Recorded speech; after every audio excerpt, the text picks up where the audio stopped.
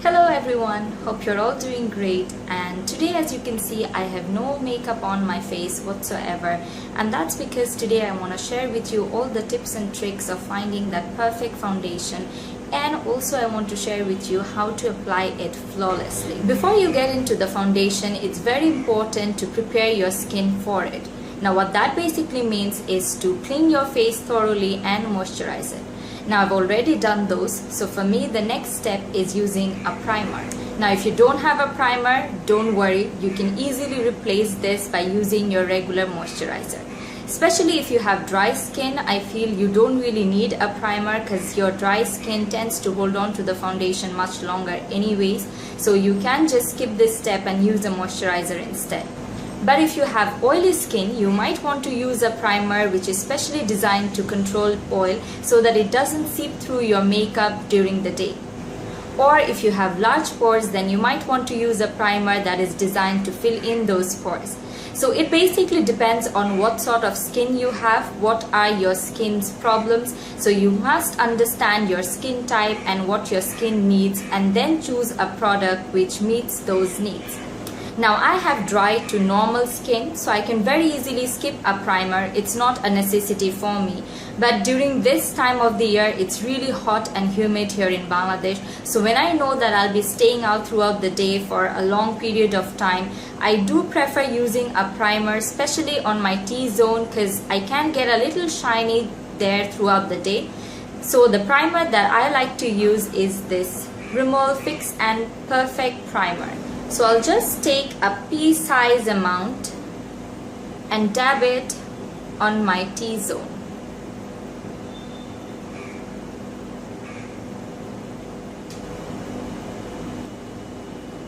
Now the primer that you choose also depends on the finish that you want. So if you want a matte look, you would want to go with a primer which has a mattifying effect. On the other hand, if you want a glowy, dewy look, then you should go with a primer that has that effect.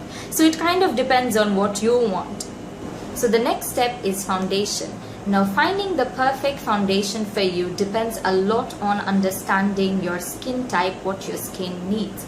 Now, do you have dry skin or oily skin, acne prone skin, or do you have lots of marks or dark spots that you want to hide? All of these factors plays a very important role in your perfect foundation. Now if you have dry skin, you should go for a foundation that has a dewy finish. On the other hand, if you have an oily skin, you should go for a foundation with a mattifying effect. Now if you have marks or spots that you want to cover up, I would suggest you not to make your foundation or expect your foundation to cover those up, because in that way you would end up using a lot of foundation and it would give you a cakey effect, which is not a good look to go for. So I would suggest you to use a concealer to cover up those problematic areas and use your foundation strictly to get an even skin tone. Alright, so after you've figured out which foundation to go for, the next step is to look for your perfect shade.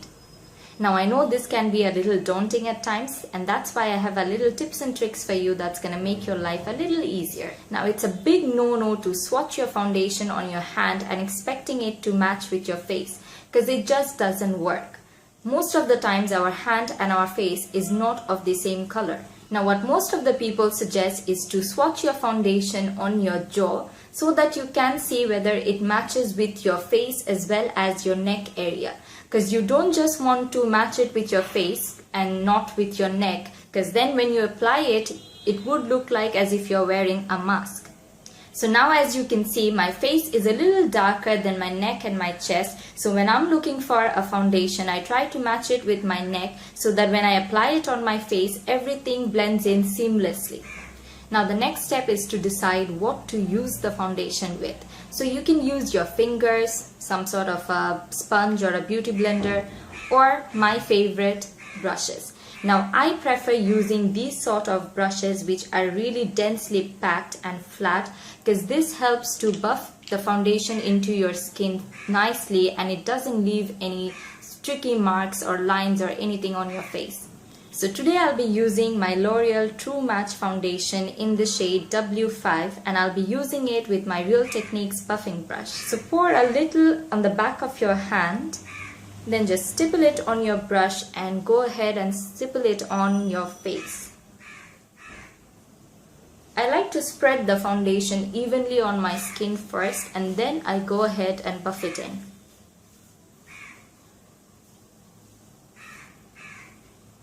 Don't forget to take it down to your neck.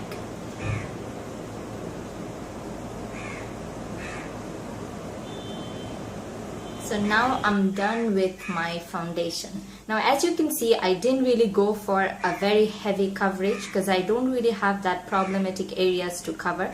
All I wanted is an even skin tone, and I think I have got that. Now I would suggest you to go with a light layer at first and then gradually build it up depending on how much coverage you need. In that way you won't end up having a cakey face.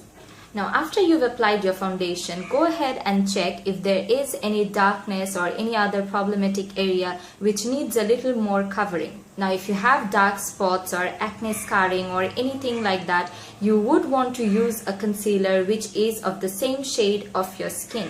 Because using something lighter than your skin tone is actually going to accentuate those problematic areas rather than hiding it. So you would want to use something which is of the same color as your skin so that it camouflages it.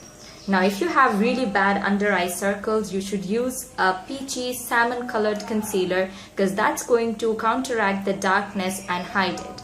Now if you don't have any major under eye darkness, then you can go ahead with a concealer which is a few shades lighter than your skin tone, because that's going to help to brighten up your under eye area and make you look more awake and refreshed.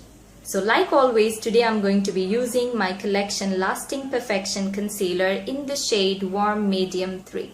Now I just put this under my eye using this doe foot applicator, and then I'm going to go ahead and blend it in using a tapered kabuki brush. Create this triangular shape because that would really help to accentuate your cheekbones. Then to buff in the concealer, I am going to be using this tapered kabuki brush.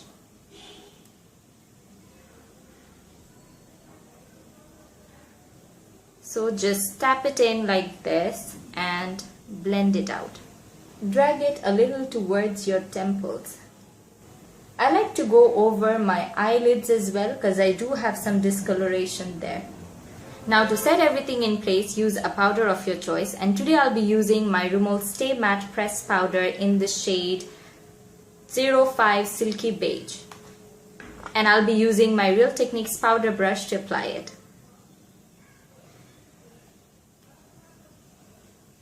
Use a light dusting of powder because you don't want to end up having a cakey face. So now you have the perfect canvas ready for any makeup look that you want.